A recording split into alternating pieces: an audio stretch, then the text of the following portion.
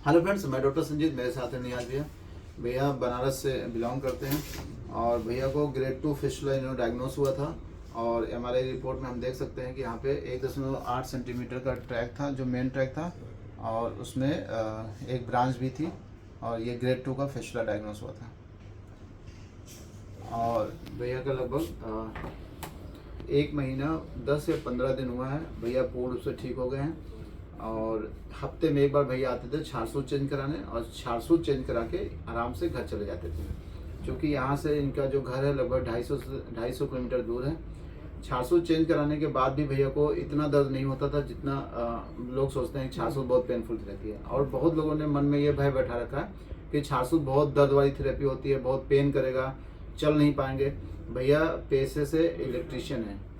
जी sir. आप अपना सारा काम करते थे। छारसूत यहाँ से मतलब यहाँ पे लाइगेट कराने के बाद जब घर गए हैं तो इन्होंने हमसे पूछा भी था कि हम कितना देर आराम करें। तो नहीं, आराम नहीं करना है, आप कल से अपना सारा काम कर सकते हैं। तो ड्यूरिंग द ट्रीटमेंट, पूरे इलाज के दौरान भैया ने अपना पूरा जॉब किया है। क्यों भैया? जी सर। और इलेक्ट्रीशियन का काम आपको पता है, चलने फिरने वाला होता है और हार्ड वर्किंग होता है। तो थोड़ा सा नियाज भैया थोड़ा सा बताइए, छारसूत कितना पेनफुल थेरेपी है? नहीं, ज़्यादा फूल तो दर्द नहीं है सर। आपके यहाँ पहले तो मैं बहुत पहले से परेशान था, लेकिन किसी के बताने पे आया तो आपके यहाँ सर हमको बहुत संतुष्टि हुआ कि अच्छे डॉक्टर साहब के यहाँ आया, मेरा इलाज हुआ।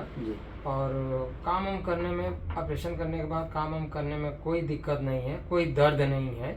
और कोई आदमी ऐसा है बहकाने में अगर आपको बता रहा है कि आप ये डॉक्टर साहब के यहाँ मत जाओ, ऐसा है, खाली यूट्यूब में बता रहे हैं, ये सब रॉन्ग बात है। आप आइए, एक बार डॉक्टर साहब से मिलिए और हॉस्पिटल देखिए, उसके बाद आप बताइए कैसा आपको हो रहा है। क्योंकि भैया का जो आए हैं, इनके भी जानने वाले जो भी थे जिन्होंने भेजा था, उनके हमने लगभग 5 या 6 लोगों का हमने छारसूत लाइगेट किया है और सब बिल्कुल फिट है।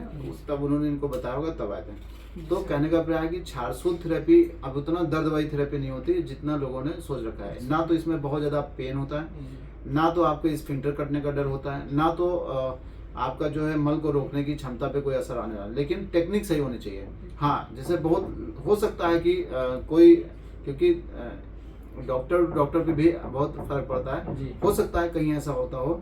और कुछ लोग छारसूत के नाम पे जो नॉन मेडिकोज हैं, वो छारसूत के नाम पे छारसूत लाइगेट करते हैं। कई बार केस उनका गड़बड़ भी होता है। तो आप कहीं भी आप छारसूत का ट्रीटमेंट लीजिए।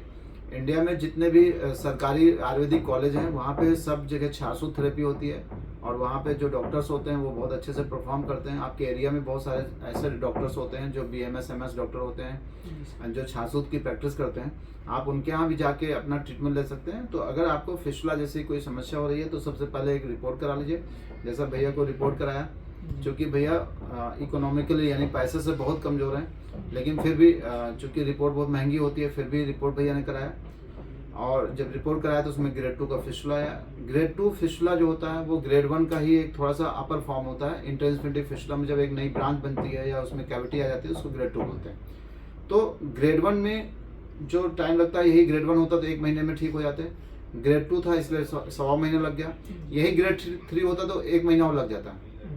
तो ग्रेड के हिसाब से फिस्टुला का ट्रीटमेंट निर्धारित होता है।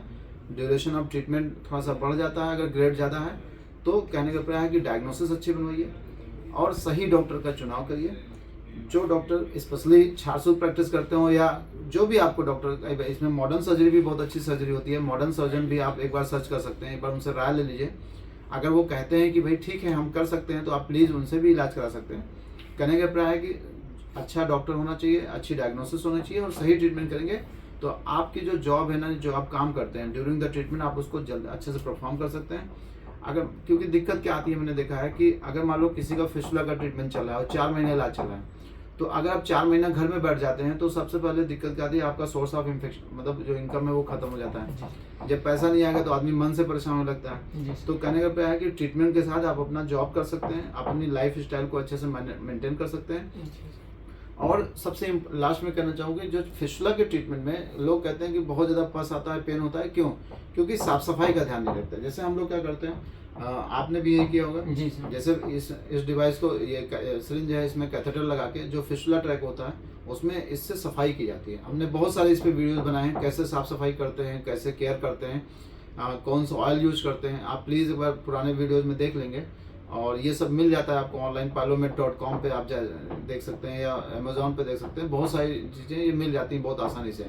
ऐसे मार्केट में शॉप पे हो सकता है ना मिले, तो आप ऑनलाइन देख सकते हैं। और इससे अगर साफ़ सफाई करते हैं तो आप विश्वास करिए कि आपका फिशला या पाइल्स या फिशर जो होगा उसमें जो ट्रीटमेंट का तरीका है वो और बेहतर हो जाएगा और जल्दी आप ठीक हो जाएंगे। ठीक हो जाएगा। धन्यवाद।